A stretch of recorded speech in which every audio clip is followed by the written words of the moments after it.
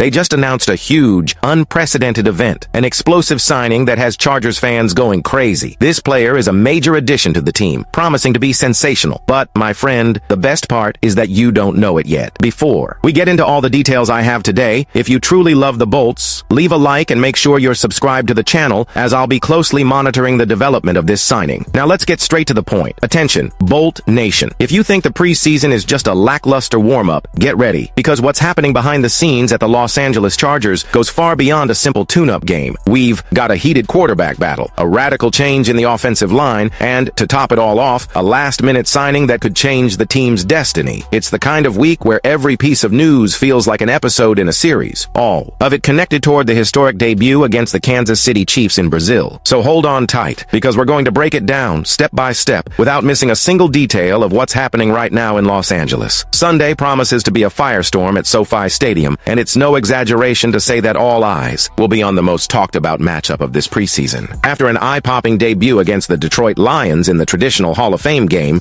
Trey Lance not only impressed, he energized the crowd and put his name on the radar of the entire NFL. His 13 completions in 20 attempts, a total of 120 yards and 2 touchdowns made fans dream big. For many, this performance already seemed like a stamp on his passport to the role of Justin Herbert's immediate backup. But the reality on the training field is always more complex, and Jim Harbaugh is ready to prove it. The coach, famous for his unpredictable decisions and for keeping everyone on their toes, surprised everyone by announcing that Taylor Heineke will start against the New Orleans Saints this Sunday. The choice doesn't relegate Lance to the permanent bench. Quite the opposite. He'll have plenty of time to prove himself, followed by rookie DJ Uyagalele. Still, the decision raises an important red flag. The quarterback hierarchy in Los Angeles is still wide open. Heineke, with his history of decisive games and reputation as a warrior on the field, could use this opportunity to turn things around and earn the coach's trust. The value of this battle goes far beyond a simple QB2 title. In the NFL, finding a reliable backup is almost as rare as finding an elite franchise quarterback. Unexpected injuries can change the fate of a season in a single snap, and having a ready replacement can be the difference between contending for the playoffs or watching the whole thing from home. This battle between Lance and Heineke, therefore, is more than just preseason entertainment. It's a decisive chapter in roster construction. And for us Chargers fans, the good news is that the next episode of this soap opera already has a time and date: Sunday night, when the ball kicks off in another preseason duel that promises more drama than many playoff finals. And while the offense is experiencing this suspense behind the scenes, the team as a whole has just faced a blow that could radically change the way it plays in the coming weeks. If the quarterback battle was already leaving fans' hearts racing, the news that arrived last Thursday was like a real bucket of cold water in Los Angeles. In the middle of a seemingly ordinary practice, Rashawn Slater, our 2-time Pro Bowler and faithful protector of Justin Herbert's blind side,